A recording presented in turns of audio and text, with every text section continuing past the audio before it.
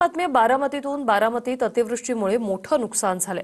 अजित पवारांच्या बारामतीत पहाटेपासूनच पाहणी दौऱ्याला सुरुवात झाली।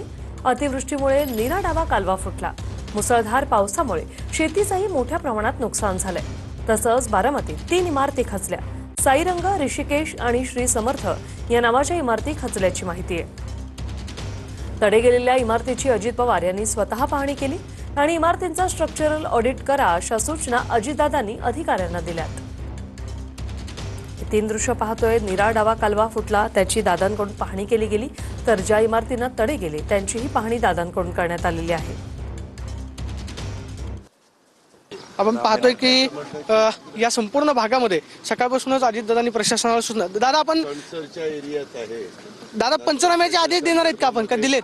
कलेक्टर आहेत, सगळे पंचनामे सातारा कलेक्टरला सांगितलं, पुणे कलेक्टरला सांगितलं, सगळ्यांना सांगितलं। पाहतोय की या संपूर्ण भागामध्ये पंचनाम्याचे आदेश जे आहेत ते अजितदादांनी दिलेले आहेत आणि संपूर्ण भागामध्ये चौकशी त्याबरोबर पंचनामा करून नुकसान भरपाई जी आहे ती सुद्धा येत्या काळामध्ये मिळू शकते। मात्र शेतकऱ्यांचं मोठं नुकसान जे आहे ते मोठ्या प्रमाणावरती झालेलं आहे। शेतीचं नुकसान झालेलं आहे, त्याचे पंचनामे आम्ही करतो। या सगळ्या परिसरामध्ये अजितदादांकडून पाहणी करत असताना लोकांना धीर जो आहे तो दिला जातोय, कारण या सगळ्या परिसरामध्ये मोठं नुकसान जे आहे ते सुद्धा झालेलं आहे। पण पाहतोय की अजितदादा जे आहेत त्या सगळ्या परिसरामधून पाहणी करून या ठिकाणाहून बाहेर पडताना आपल्याला पाहायला मिळतात।